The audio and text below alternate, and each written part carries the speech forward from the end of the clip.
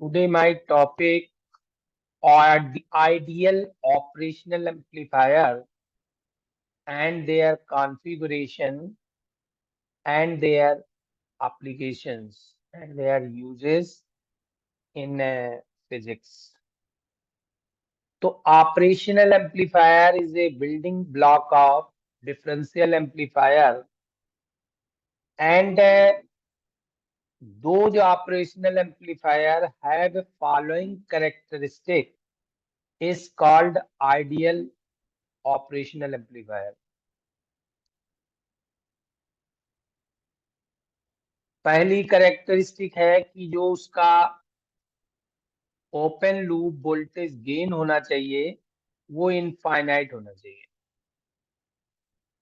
तो आप जानते हैं आइडियल शब्द लगा है तो ये कल्पना है, बोला इनफाइनाइट किसी का होता नहीं है, लेकिन मैक्सिमम होना चाहिए। आइडियल है तो इनफाइनाइट होना। इनपुट इम्पीडेंस फीडबैक से इंक्रीज हो गया था, लेकिन अब मुझे इतना इंक्रीज चाहिए कि इनफाइनाइट हो जाए। आउटपुट इम्पीडेंस डिक्रीज हो गया था, लेकिन अब हमको इतना डिक्रीज चाहिए कि जीरो हो जाए। हो या ना हो ये आइडियल है। मुझे ये एज्यूम्ड करना है कि ये ऑपरेशनल एम्पलीफायर आइडियल तभी होगा जब ये प्रॉपर्टी होंगी। अगर नहीं होगा, ये सारी प्रॉपर्टी नहीं फॉलो होंगी, तो वो रियल ऑपरेशनल एम्पलीफायर कहलाएगा जो मुझे मिलेंगे सारे। कि प्रॉपर्टी तो मुझे आइडियल की पता होनी चाहिए। बैंडविड्थ जो होनी चाहिए वो इनफाइनाइट होनी चाहिए। फीडबैक से बैंडविड्थ बढ़ जाती थी। Bandwidth is the range of the frequency eight which gain is constant. और CMRR जो रिजेक्शन करने की प्रोबेबिलिटी थी, जो दोनों इनपुट में कॉमन था, उसको आउटपुट में रेस्पॉन्स नहीं देना चाहिए। उसके लिए CMRR जितना बड़ा होगा उतना ही रिस्पॉन्स कम मिलेगा आउटपुट में, इनपुट इक्वल होने पर। तो CMRR इनफाइनाइट होना चाहिए और ऑफसेट वोल्टेज जीरो होना चाहिए। ऑफसेट वोल्टेज किसे कहते हैं कि जिस समय हमारे पास ऑपरेशनल एम्पलीफायर को जो दोनों इनपुट हम इक्वल दे देते हैं, सेम इनपुट दे देते हैं और आउटपुट जीरो नहीं होता है, तो इनके बीच में अगर हम इक्वल देते हैं और जीरो नहीं होता है, इसको जीरो करने के लिए कितना इनपुट में डिफरेंस दिया जाए कि इसका इनपुट जीरो आउटपुट जीरो हो जाए, उसे कहते हैं zero offset voltage. The voltage required between input inverting and non-inverting terminal when output is zero at the time input are equal, that is called offset voltage. Offset voltage की कोई ना कोई value होती है, लेकिन अगर वो वैल्यू जीरो है तो वो मेरा आइडियल होगा।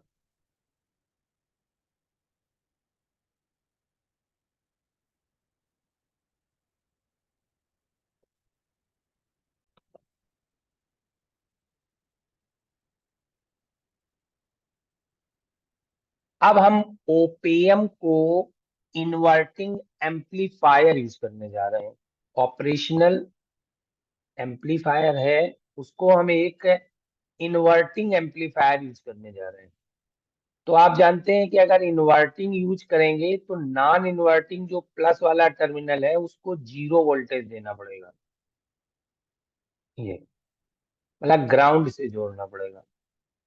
और जो इन्वर्टिंग टर्मिनल है निगेटिव वाला, उसको आपको इनपुट देना पड़ेगा।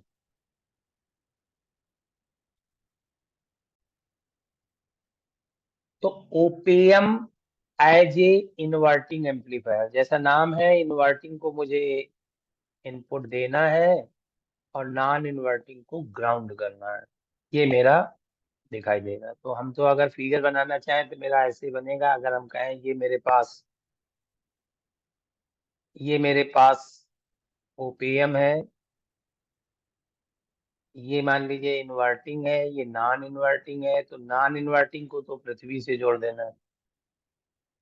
ये। और इन्वर्टिंग को इनपुट देना है, तो इनपुट जब भी दिया जाएगा तो एक रेजिस्टेंस के थ्रू दिया जाएगा।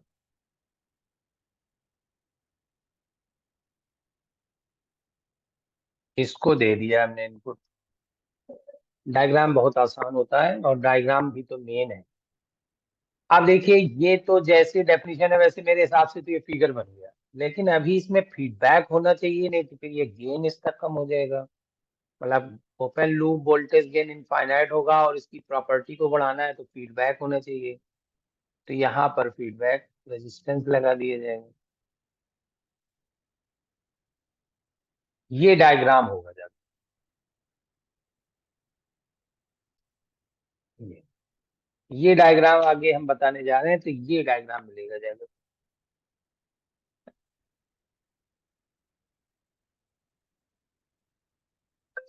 ये मान लीजिए सपोज ये सप्लाई आप नहीं दिखाते हैं तो कोई प्रॉब्लम नहीं, उसमें कहीं कोई मार्क्स डिडक्ट नहीं, क्योंकि ये ऑपरेशनल एम्पलीफायर तभी चल रहा है जब हम इसको सप्लाई दिए हुए हैं। प्लस वीसीसी माइनस वी, इसकी कोई इतनी विशेष आवश्यकता नहीं। अगर बना देते हैं तो, नहीं बनाते हैं भूल जाते हैं, नो प्रॉब्लम। अब आप देखिए, ये हमारा आइडियल ओपीएम है और इसका गेन इनफाइनाइट है। गेन इनफाइनाइट है। अगर इसका गेन इनफाइनाइट है तो we output upon difference of input.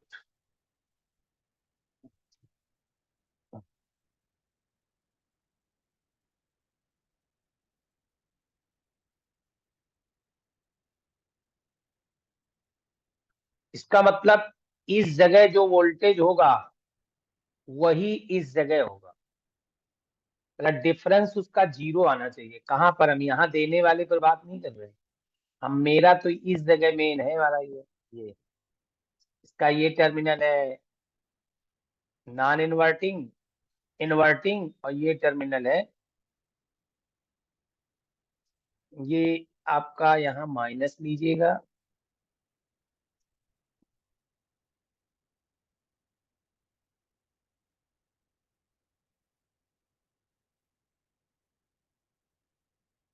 यहाँ माइनस है,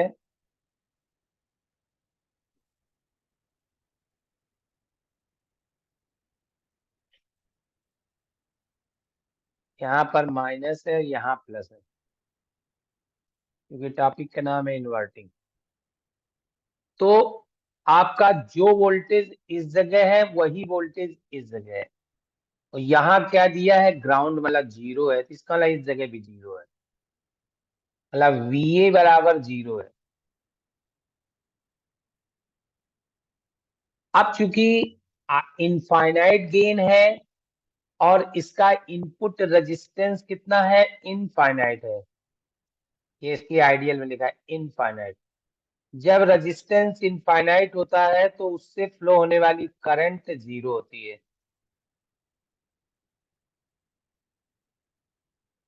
इसका मतलब यहां से जो करंट चलेगी वो आएगी आएगी आएगी, यहाँ बंटवारा हो जाना चाहिए, डिवाइड हो जाना चाहिए, इधर भी जानी चाहिए और इधर भी जानी चाहिए।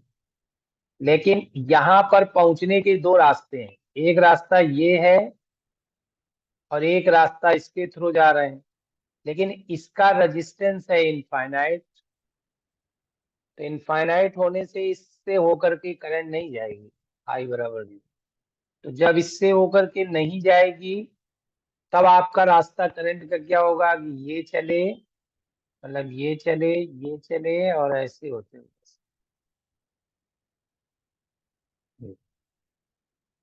क्योंकि डायोड अगर आइडियल है तो आपको, सॉरी, ऑपरेशनल एम्पलीफायर आइडियल है तो उससे होकर के करंट नहीं जाएगी। अब हमारा हो गया जाएगा।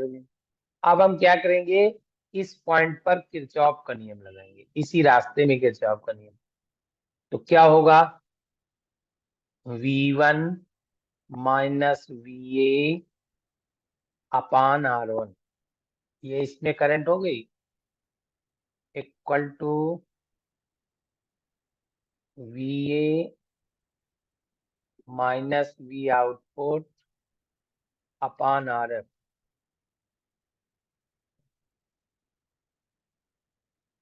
ये होगा। और वीए कितना है, 0 है, जो वीबी है वही वीए। अब आपको दिखा दिया जाए,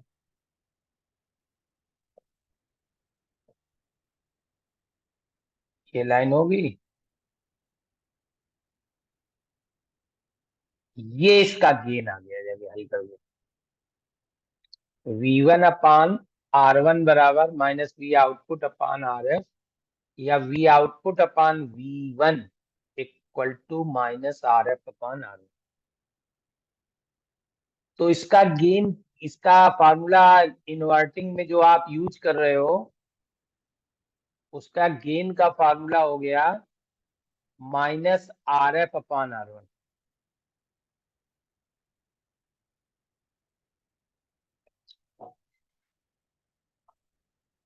मतलब op amp in inverting mode, their gain is A is equal to minus RF upon R1. What are the value of RF? Feedback resistance, जितना भी आपने यूज किया हो, कितना है R1, जितना आपका R1 रेजिस्टेंस लगा हो, और इस प्रकार से ये हमारा इन्वर्टिंग हो गया। अब चलते हैं नॉन इन्वर्टिंग। नॉन इन्वर्टिंग, अब डायग्राम देखिए, निगेटिव को ग्राउंड जाएगा और पॉजिटिव को हमको इनपुट देना है। पॉजिटिव को, निगेटिव को ग्राउंड जाएगा, अगर ये निगेटिव ये पॉजिटिव है तो ये ग्राउंड जाएगा, और यहाँ पर मुझे इनपुट देना है। ये देख,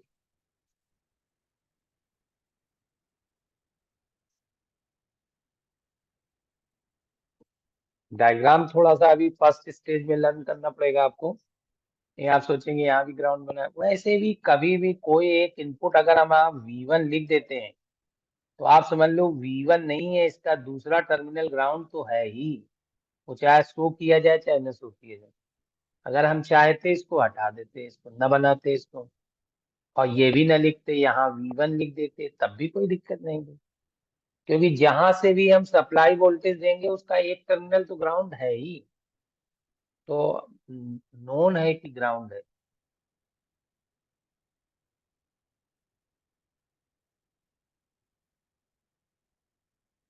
तो ये डायग्राम बना हुआ है, निगेटिव को ग्राउंड किया है R1 के थ्रू, और पॉजिटिव को मैंने अपना इनपुट दिया है, बाकी RF लगा है। अब करंट की डायरेक्शन अपोजिट क्यों हो गई? अभी तो करंट ऐसे चल रही थी, ऐसे होते हुए ऐसे ऐसे।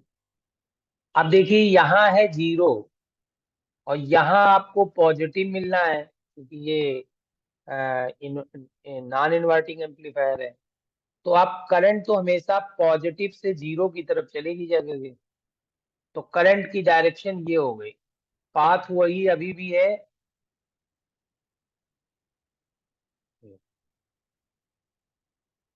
किरचॉफ का नियम लगाइए,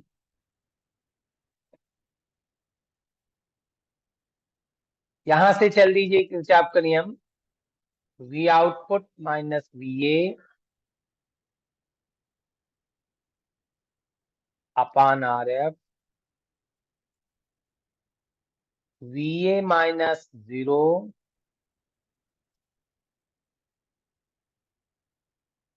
अपान आर वन।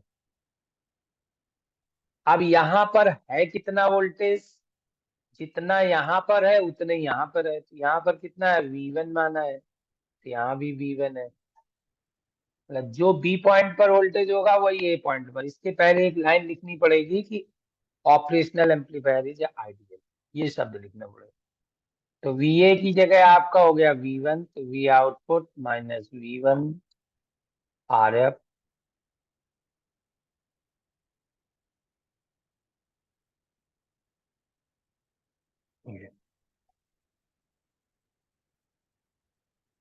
अब आप देख लीजिए,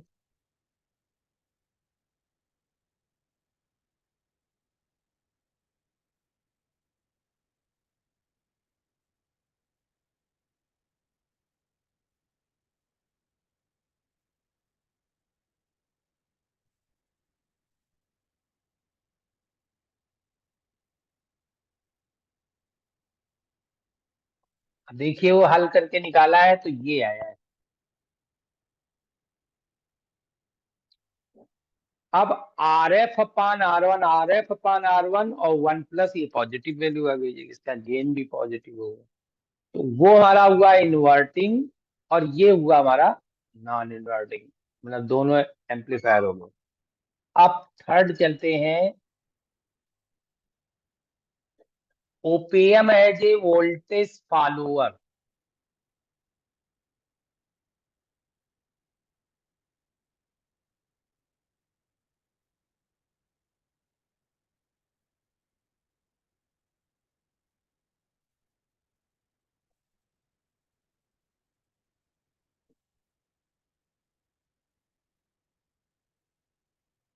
हम आपसे ये कहना चाहते हैं वोल्टेज फॉलोअर में कि डायग्राम आप यही बनाइए जो बना हुआ है, बस केवल इस रेजिस्टेंस को खत्म कर दीजिए। इसको आप देखिए, यहाँ पर अगर आर एफ 0 कर दिया जाए तो ए एफ की वैल्यू 1 आ जाएगी। ये और ए एफ है क्या, आउटपुट वोल्टेज अपान इनपुट वोल्टेज, तो आउटपुट इक्वल टू इनपुट आ जाएगा। इसी को तो कह रहे हैं वोल्टेज फॉलोअर, कि जो हम इनपुट में दे रहे हैं उसी को आगे फॉलो करा रहा है। वोल्टेज फॉलोअर मतलब जो इनपुट में दे रहे हैं उसी को आउटपुट में फॉलो करा रहा है। That means if R F equal to 0, if feedback resistance is 0, then their behavior as a voltage follower। देखिए यहाँ कोई रेजिस्टेंस नहीं है,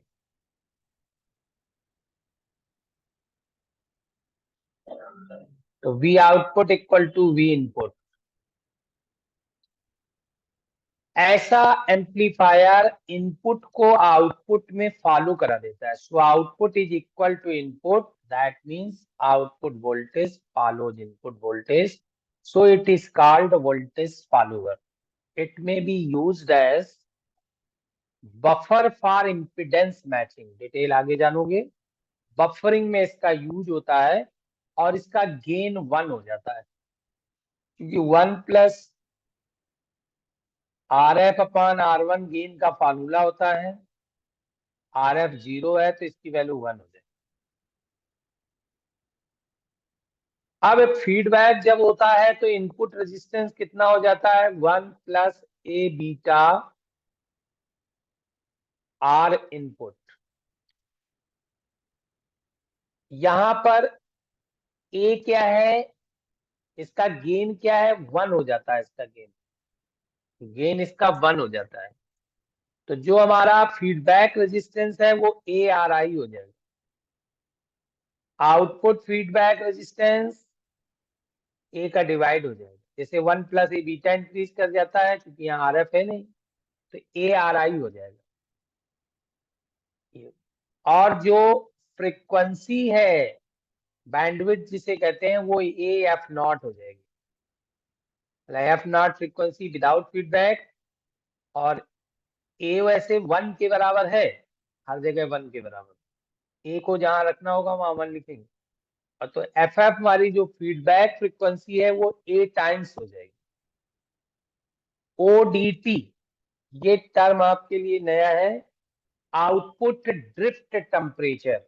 अब हम इसको ज्यादा डिटेल नहीं बताएंगे, plus minus V saturate upon A, V saturate upon A, आगे आप इसको जानो। So this is a voltage follower. If the feedback resistance reduces to 0, then their behavior as a voltage follower. Op amp as a differential amplifier. अब op amp को हम एक differential amplifier की तरीके से यूज करते हैं। आप देखिए इसमें दोनों को इनपुट दिया गया है, डिफरेंस एम्पलीफायर। अब डिफरेंशियल एम्पलीफायर मीन्स आपको अभी इन्वर्टिंग करते थे तो निगेटिव को देते थे, नॉन इन्वर्टिंग करते थे तो आप पॉजिटिव को देते थे। यहाँ क्या है, इन्वर्ट डिफरेंशियल, तो दोनों को देना। अब ये डायग्राम आपको लर्न करना पड़ेगा। ये इनपुट आपने दिया किसको, इन्वर्टिंग को। ये इनपुट दिया किसको आपने, नॉन इन्वर्टिंग को। लेकिन ग्राउंड एक रेजिस्टेंस और लगा हुआ है, ये आपको लर्न करना पड़ेगा। अब आपको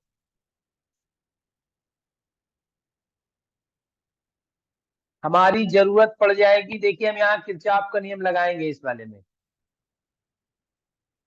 तो किरचॉफ का नियम कहेगा V1 minus VA upon R1, VA minus V output R2, potential difference upon resistance, ये आप कहेंगे। लेकिन अभी मुझे VA नहीं मालूम है, क्योंकि B पर जीरो तो है नहीं। अगर B पर जीरो नहीं है तो A पर जीरो भी नहीं होगा। तो अब A पर B पर कितना वोल्टेज होगा ये मुझे कैलकुलेट करना पड़ेगा।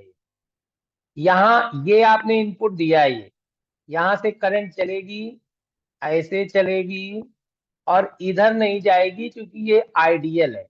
और वो करंट हमारी इस रास्ते से ऐसे ऐसे आ जाएगी। तो अगर हम किरचॉफ का नियम लगाएंगे तो हमारी करंट कितनी होगी इस पाथ में, I बराबर V2 माइनस 0 अपान V2 माइनस 0, ये 0 है, ये V2 है। तो V2 माइनस 0 अपान R1 प्लस R2, इतनी तो करंट हो गई इस रास्ते में।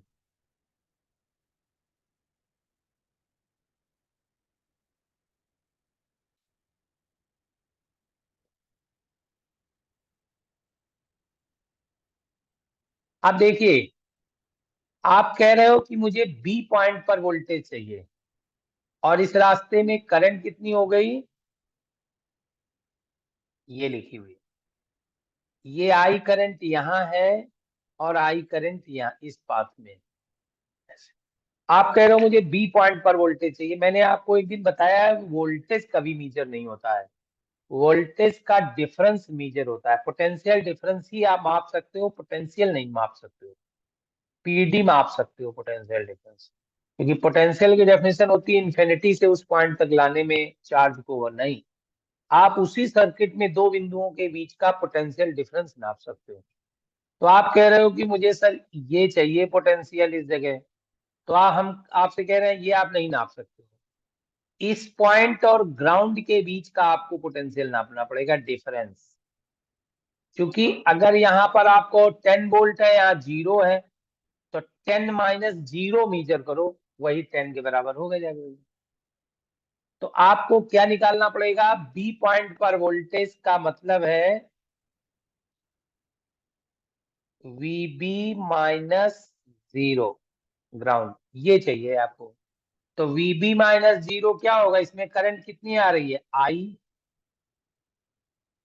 इंटू R2,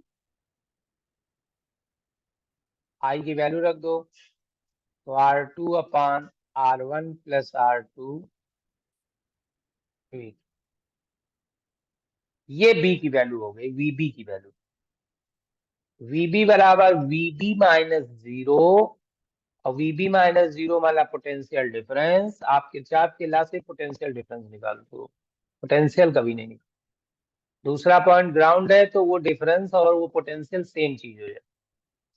तो कितना हो गया, IR2, I कितना हो गया, V2 अपान R1 प्लस R2, तो ये हो गया VB। तो यही वैल्यू आपकी VA हो जाएगी। तो ये वैल्यू यहाँ पुट करनी पड़ेगी इस जगह। जब आप ये पुट करोगे तब आपको निकलेगा, क्या निकलेगा, चेक किया जाए।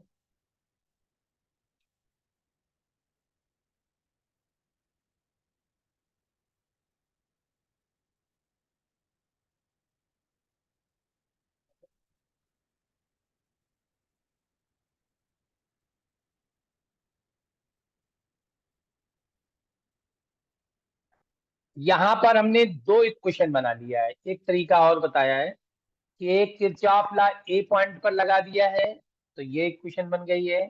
एक किरचॉफ ला हमने सीधे बी पॉइंट पर लगा दिया है, क्या, V2 माइनस VB अपान R1 और VB माइनस 0 अपान R2, चाहे ऐसे करो चाहे आप जो मैं बता रहा हूँ VA की वैल्यू पुट कर दो। नहीं तो हमने क्या किया है, किरचॉफ का नियम यहाँ लगा दिया है इस पाथ में, तो यहाँ पर ये वैल्यू आ गई। अब आपको क्या करना है, ये वैल्यू और ये वैल्यू माइनस कर देनी है, दोनों को सब्ट्रैक्ट कर देना है। जब सब्ट्रैक्ट कर दोगे तो आपका हल करके ये आ जाएगा।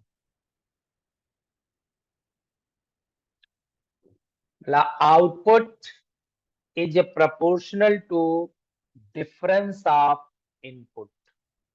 और प्रोपोर्शनल इसलिए कह रहे हैं क्योंकि R2/R1 का मल्टीप्लाई। तो diagram is a very important.